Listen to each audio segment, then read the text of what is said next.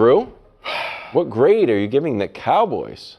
Well, look, I have to be fair when I judge these grades as a professor. So this is not the Micah Parsons trade, okay? Just letting everybody know. This is not Micah Parsons. That was a fail.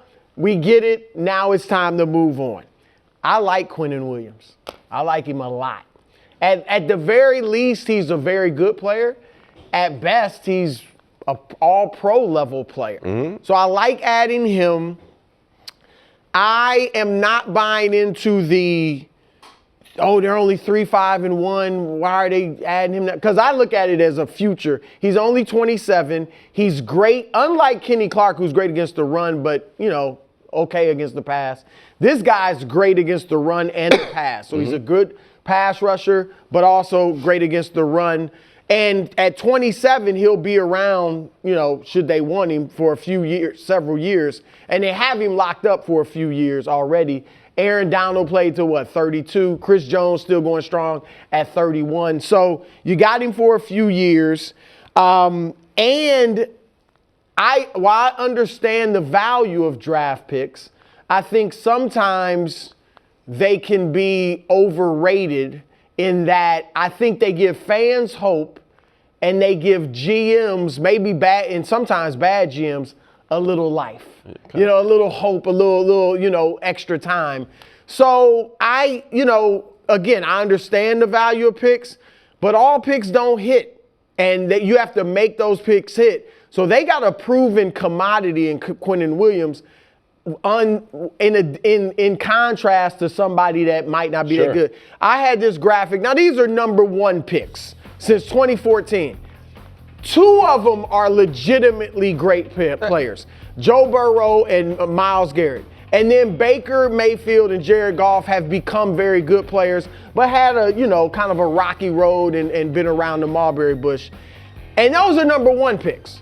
So I'm just saying, just having picks, I feel the same way in the NBA.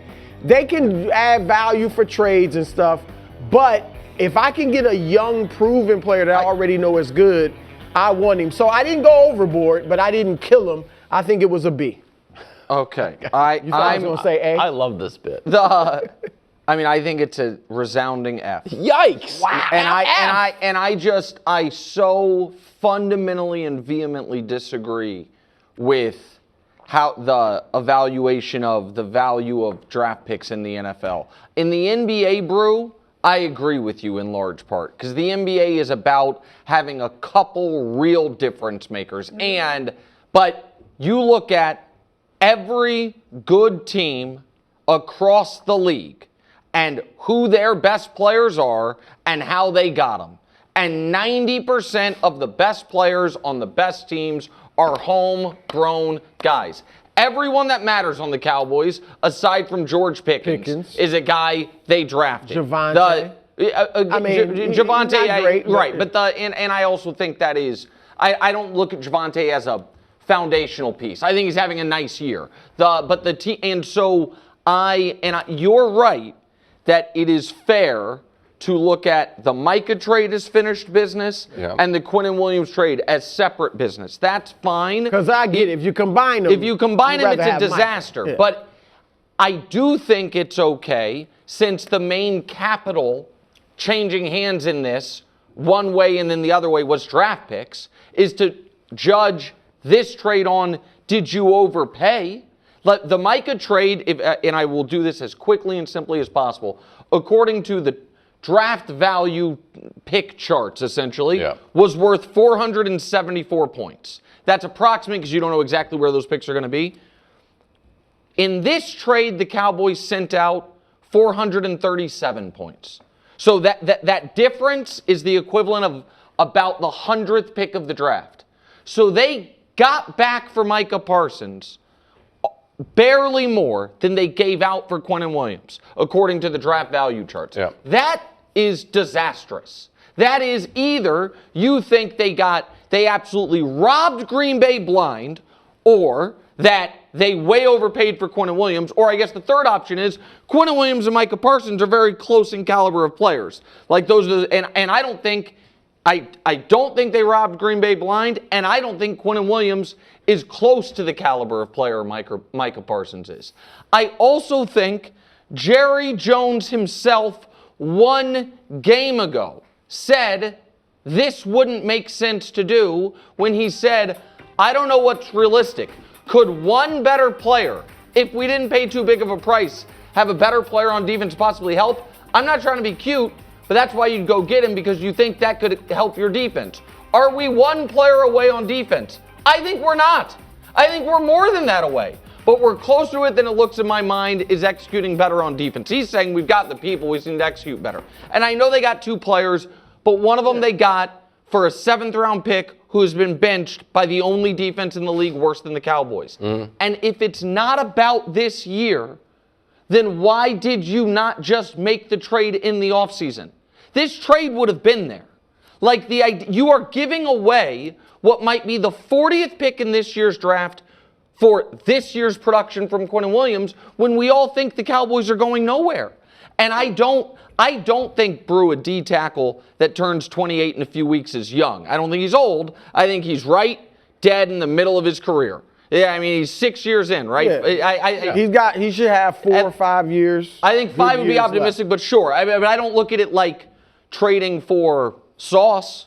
Like, so, you know what I mean? The Sauce, I think, probably has 8 years left. And again, I think so, and I don't love that trade either. But the point is, like, this is a baffling move for me from the Cowboys. And one of the reasons, in my opinion, you do the Micah trade is, hey, we now have 2 chances that a team, whether it's us or Green Bay next year, has the year from hell, the year that we talk about all the injuries.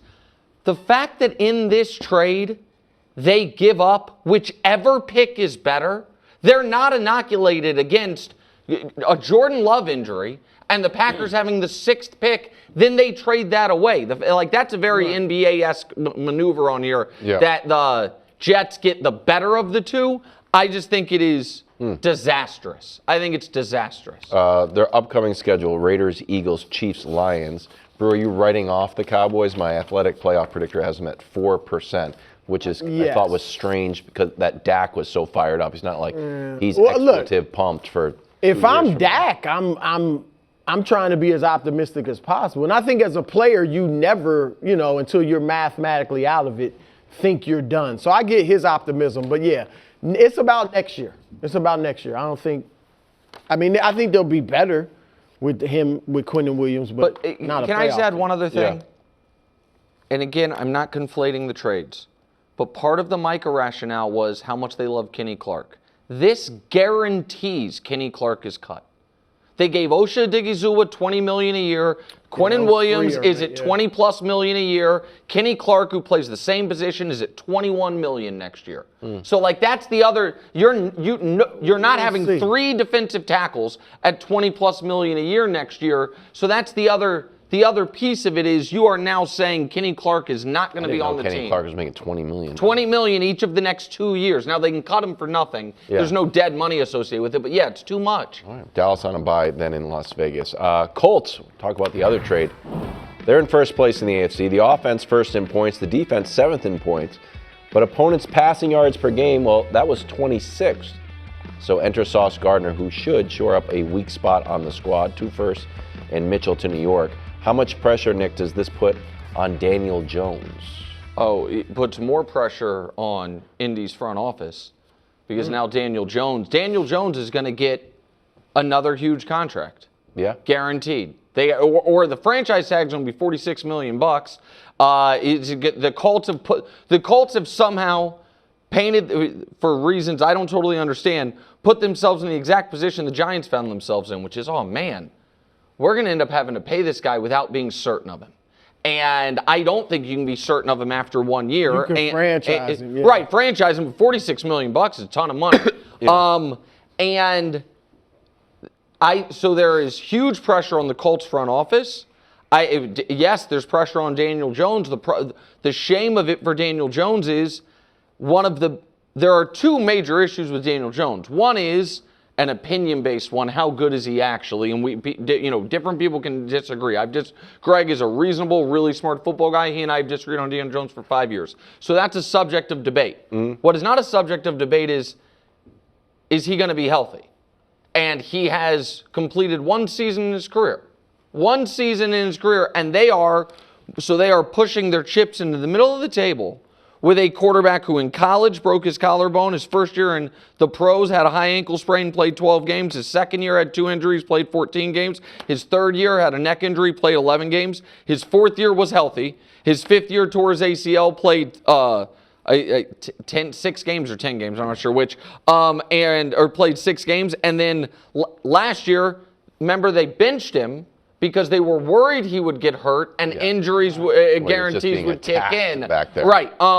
So, yeah, I mean, there is the Colts have made a massively aggressive move that also signals to Daniel Jones and his people, you're the guy no matter what. So, yeah, it's pressure on everyone involved there now. Tons of pressure on Daniel Jones. All right. When you look at that team, obviously they're all in on winning now. This Super Bowl, and you look at that team, I mean, everybody else, the receiving core isn't star-laden, but it's very good. You obviously have a great running back in Jonathan Taylor. I know that PFF has become kind of beleaguered on this show, but they say the Colts have the 3rd best offensive line, which I think is pretty accurate. Offensively, defensively, they're the 7th ranked scoring defense in the league. The real question mark, no matter who you add, is Daniel Jones going to be able to get it done as the quarterback? And you look at this graphic, he is beaten up on the tomato cans. Look at the numbers difference versus winning teams. His passer rating drops almost 30 points. Okay, touchdowns, interceptions, even 5-5, and then against the losing teams, 9-1. I mean, he's great then. And so the yards per game, he throws for a lot against winning teams, because they may be in a shootout or whatever. But completion percentage drops. So it's a lot on his shoulders. So he's got a lot of pressure. It's really just he had one bad game against the Steelers, right? The turnovers? Well, that's not just turnovers, that's interceptions. Oh, okay. That's just interception. There was another game he had 2 interceptions. Yeah, that's a good team. Okay. So that's not fun. Yeah, it's not all of those were in the Steelers. I thought the Steelers game was so bad because I didn't know the Rams game wasn't horrible. The Rams game wasn't horrible, but it was. But he doesn't light it up. That's the thing. He's only thrown 5 touchdowns in 4 games. I think. Do you guys think the Colts would be all in if Baker and Darnold weren't awesome? That's a good question. Because I don't think so, and I don't think Daniel Jones is Baker or Darnold. So that's my other issue. That's a good question. I think so Baker to me, like before we show the graphic, I want to talk about each of the players. Baker was excellent as a rookie, better than Daniel Jones' best year. Yes, very right. good. Daniel Jones' best year was his rookie year. Baker's rookie year was better. Yeah. And then Baker won a playoff game. Year 3, they won a playoff game with Baker. They won 11 games. And he played well. And he played right. And then year 4 for Baker was the year he played through the injury. He only had 1 bad, healthy year. And, so he had really good year, bad year, really good year, and then bad injured year, and then he was gone. Darnold did not have nearly the same number of reps, seasons, opportunity in New York as, we can show you the numbers, as far as games played. Darnold had 38 starts with the Jets before they were like, we're done with you. Baker had 59, and some of them I thought were really good. Daniel Jones played almost 70 games with the New York Giants, got to a second contract, and, matured, and so I think Darnold, there was an element of the Jets are dysfunctional. He was a very young prospect. He was young when he came out of school and, was not as fully for himself until the year in Carolina. There are 2 years in Carolina, the year in San Francisco, and then Minnesota. Yeah, Baker, I think, was good.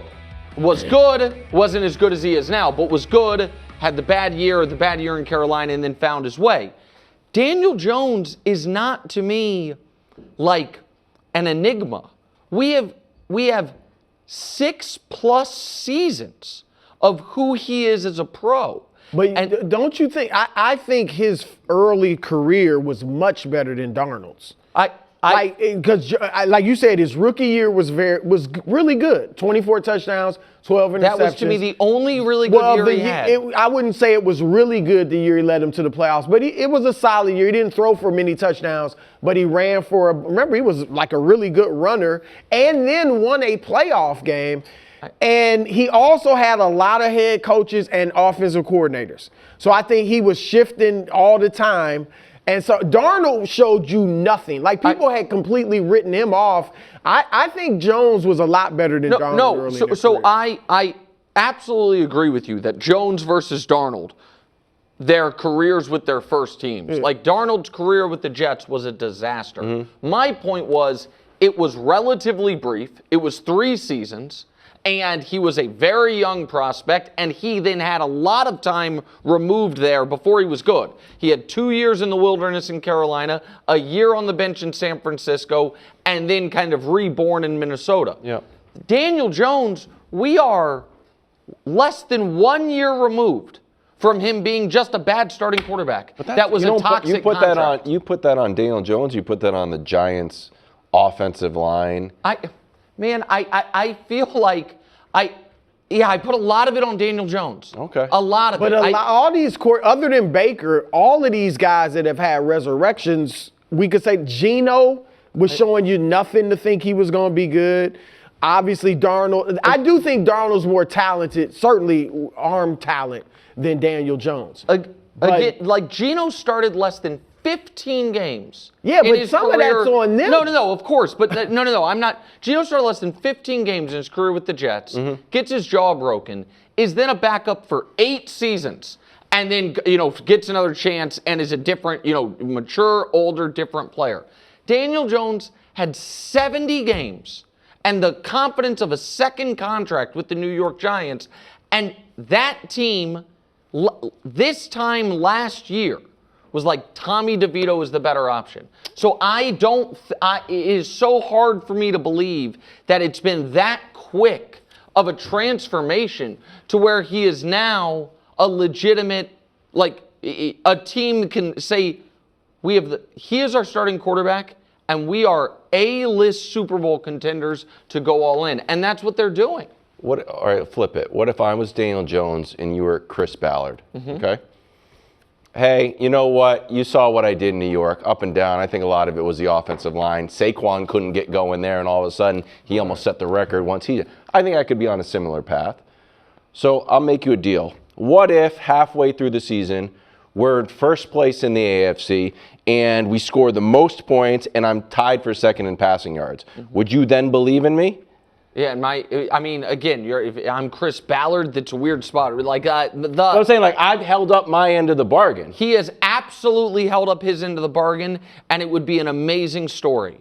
The point I'm making is, if I were Chris Ballard, I wouldn't tell him, you do that, and I will de facto commit the future of the franchise to you. I will trade away any flexibility we have to find our next quarterback and essentially guarantee you he's going to get another $160 million deal. I'm not sure. Yeah, he has to play well. He better keep playing well. If he struggles and let's say they win the division with 5 losses, 6 losses, at best, I'm franchising him. Why would I give him a because you have no flexibility. Look, there are quarterbacks found later in the draft, as we've seen. There's tons of quarterbacks that are taken. He is who you found. No, but I'm saying, we're talking about if he's not that guy. There's still a chance he's not that guy. Okay, maybe. I mean, are you fully, before we move on to the Jets, I'm not trying to corner you at all. Are you fully convinced Daniel Jones is just a good quarterback now? I think it's hard for mediocre quarterbacks to play excellent. Why? I mean, we see it for a half season. We've seen it multiple times. We saw Nick Foles do it in the playoffs. We honestly, he was kind of unique in that regard. If that's how it ends, I'd be okay with Nick Foles. I would argue we're seeing Joe Flacco do it right now. I don't think Joe Flacco is good now. Joe Flacco is having a hot streak. Yeah, like that's a good point. That's what That's backup. Yeah, Mac Jones, and no, not to start anything, but Mac Jones might be a good example of it right now. Now maybe he ends up being good, but again, Mac Jones. I would argue that Mac Jones is a good quarterback that had a dip, not a bad quarterback. Yeah. Well, look, Daniel Jones was drafted 6th. And, so, I mean, a lot of these guys are taken high in the draft. I don't know. Maybe he's not good, but if they're in the AFC Championship game, I don't think it matters. Yeah, of course, if they're in the AFC Championship game. If they go from 7-2 to 11-6 and out in the first round, and they don't have their first round pick this year or next year, it really matters. That's my point. That's the point I'm making. Okay. 5 more points with Jacoby Brissett, about 70 more yards, and third down percentage up 16%. What do you think is next for Kyler Murray? This does not mean it's over in Arizona. Because, one, they know Jacoby Brissett is not their future.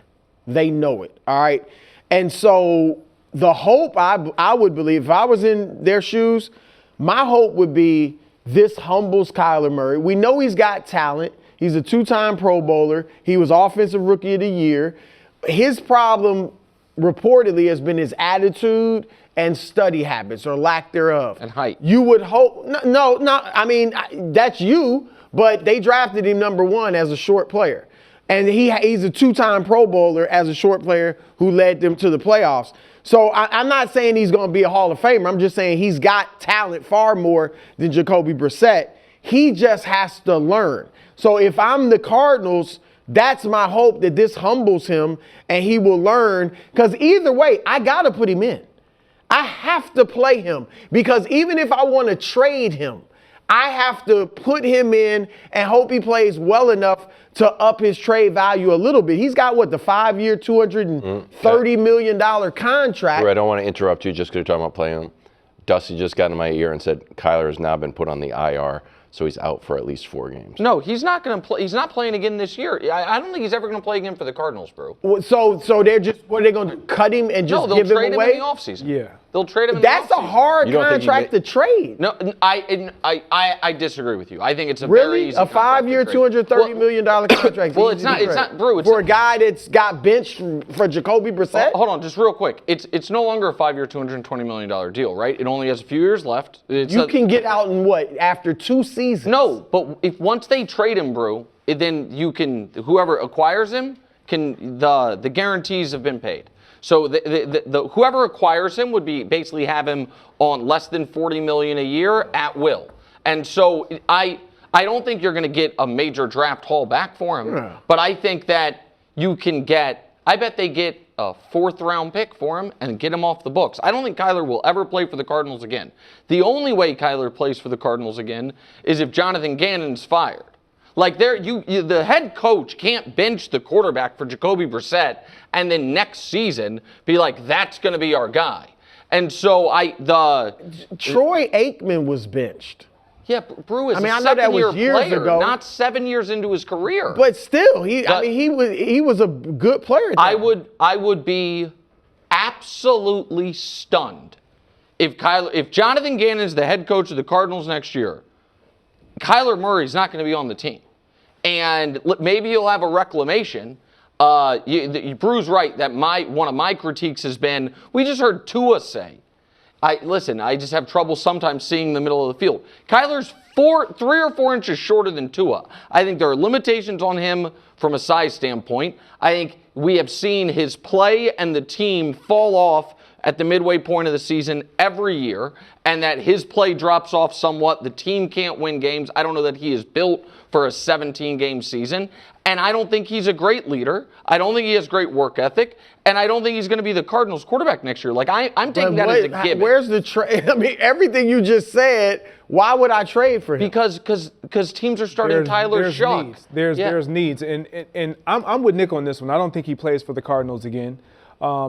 Largely because when you have issues that have been looming of leadership issues, attitude issues, and it's stemming from the most valuable position at quarterback, and then you get a guy who's been a journeyman, who's, when he's gotten opportunity because of his ability to be locked in, be prepared mentally to go in and perform. He's performing like this, and you got your first round pick from a couple years ago, now all of a sudden popping in Marvin Harrison Jr. We haven't seen that with Kyler at all. And you mean to tell me I'm going to bring back Kyler Murray and say, you know what, Marvin, I think he's going to figure it out. No, what Kyler needs to do is take a critical look in the mirror. Yes. Use the resources that are right there in Arizona around you. There's a guy who played for that team, Kurt Warner, that I guarantee you if he reached out, he would sit down and just teach you how to become a better pro,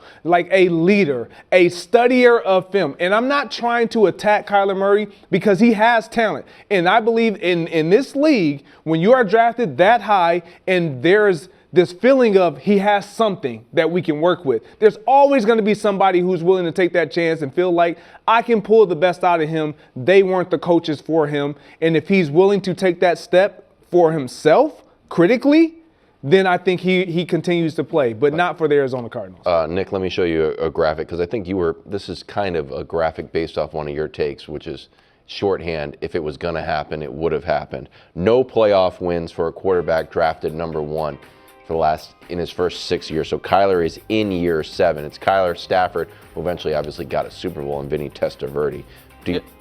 Go ahead. No. To Brew's point about all the knocks on him, why would somebody want him? Because there's 32 teams and there's maybe 20 good quarterbacks. And then there's 5 or 6 young guys that you hope, that come into the league each year. But in a world where Justin Fields can get 2 years, $30 million from the Jets, like, there will be a team that says, I can fix him because of the talent. He was the greatest player in the history of Texas high school football. Like, that is a universally held opinion for maybe the greatest state for high school football there is. He was the guy. So if Aaron Rodgers retires, I would imagine Mike Tomlin would say, I can do something with him. I think if the Raiders tear everything down, which might happen. It's very sad.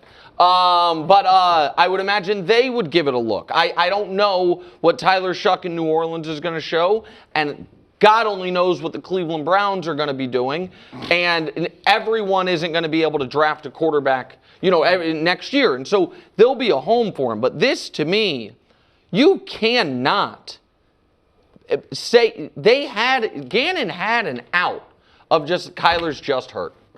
And instead, he has been, in that radio interview, made it very clear, even if he were healthy, we think Jacoby's the better option. Completely different than what we're hearing from Kyle Shanahan. Correct. That's a great point. Yeah, so he is, to me, Jonathan Gannon is severing the relationship. Now that he's gone on the IR. I don't know.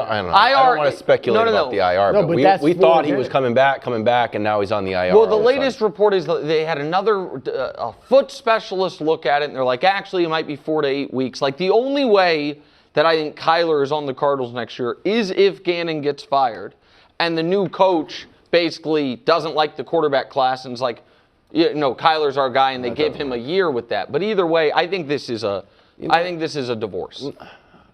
Go ahead, Kate. Look, I don't think we're the smartest football people in the world. Okay. Speak for yourself. Well, I'm just saying. But when that contract hit, and they're like, "Hey, we're putting a video game clause in here, and we're putting we're putting the thing in that says you have to study," we were all like, "Hey, this is really bad." Yeah. If you have to study on your own in your contract extension, he might not be the guy. And next thing you know, a few years later, it's not the guy. That was bright side for Kyler. Tough Don't day. make some video game comment. Well, the new Call of Duty is released in 9 days. Of all the times you lose your job a week before the new Call of Duty, I'm just telling you. Dusty already asked for the day off. Absolutely. Dusty's going to have another dentist appointment. Another dentist appointment. Another wedding to go to. At this point. Dusty, how many Tuesday weddings are there? Okay, are the Ravens officially back, bro? Also, Rich Eisen, thanks for not watching our show, I guess. What? He's like, what else was taken out? I haven't heard. You haven't heard? We've covered that story soup to nuts for 2 weeks.